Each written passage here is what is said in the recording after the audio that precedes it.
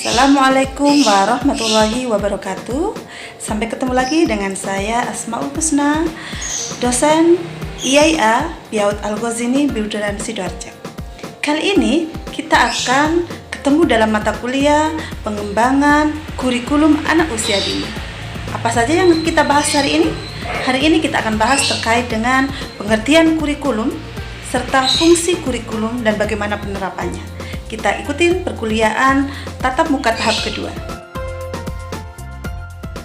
What is kurikulum? Apa itu kurikulum? Kurikulum berasal dari bahasa Yunani kuno, yakni career and cure. Artinya, jarak yang harus ditempuh oleh seorang pelari. Sedangkan Hollis S. Caswell and Campbell menyatakan bahwa all of the experienced children have under the guidance of teacher. Artinya bahwa seluruh pengalaman yang dimiliki oleh anak-anak itu di bawah pengawasan guru atau bimbingan guru, itulah kurikulum kalau menurut Hollis. Nah, sedangkan menurut Saylor and Alexander menyatakan bahwa kurikulum adalah totalitas usaha sekolah dalam mempengaruhi pembelajaran.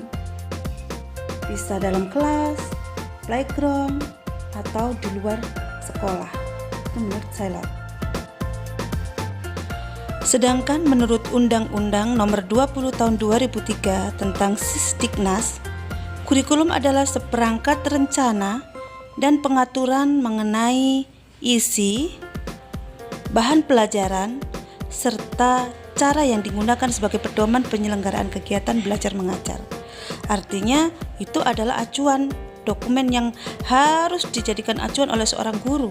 Ketika sebelum mengajar, guru harus mempunyai pegangan yang berupa isi dan bahan pelajaran serta bagaimana cara untuk melakukan kegiatan pembelajaran tersebut. Menurut Wina Sanjaya, kurikulum adalah seluruh kegiatan yang dilakukan siswa baik di dalam maupun di luar sekolah dan berada di bawah tanggung jawab guru atau sekolah. Sedangkan Sri Nahyanti menyatakan bahwa kurikulum adalah sebuah perencanaan yang tersusun atas langkah-langkah pelaksanaan pembelajaran yang dilaksanakan dalam rangka untuk mencapai tujuan pendidikan yang diharapkan. Kalau kita ingin mendapatkan hasil yang maksimal, maka seluruh kegiatan proses pembelajaran harus disusun, direncanakan dengan langkah-langkah yang tepat sesuai dengan tahapan pembelajaran. Konseptual. Mata pelajaran akan memberikan pengalaman belajar kepada siswa atau peserta didik.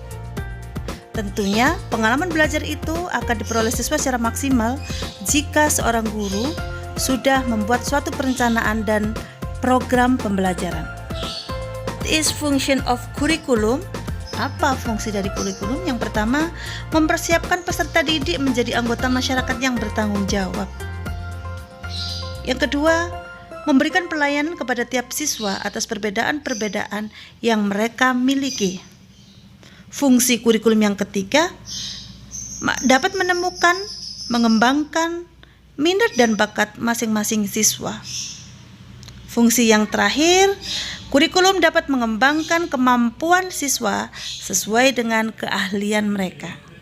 This curriculum's function for teacher, headmaster, of school supervisor and student.